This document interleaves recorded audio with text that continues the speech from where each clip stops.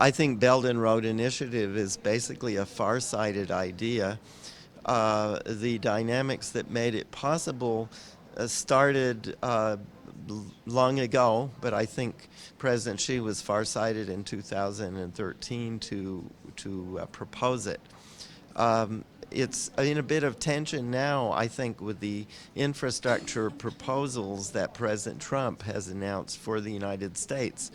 The funds will have to come out of global capital markets for both programs.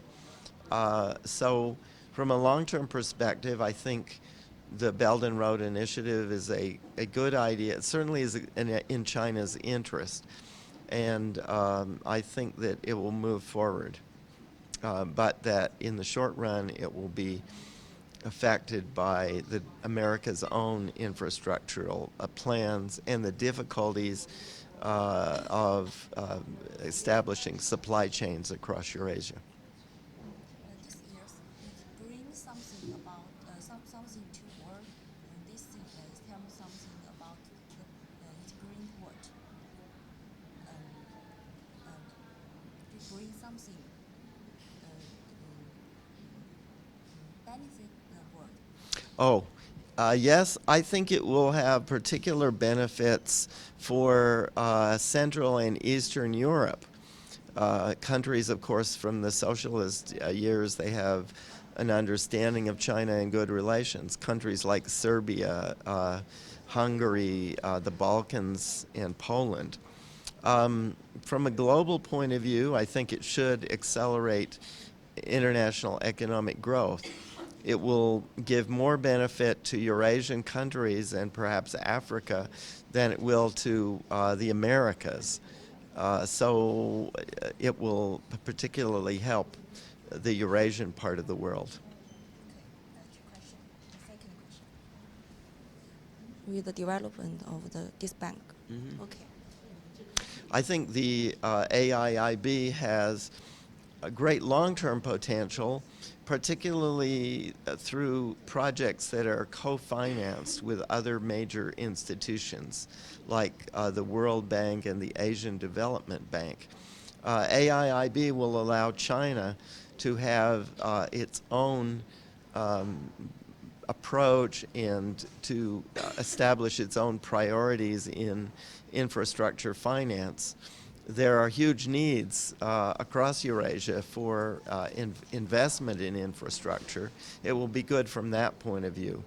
One final point, I think in terms of underwriting and financial products, probably AIIB will be advantageous, especially to Hong Kong and London.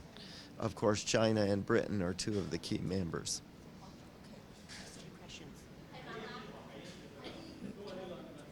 China's economy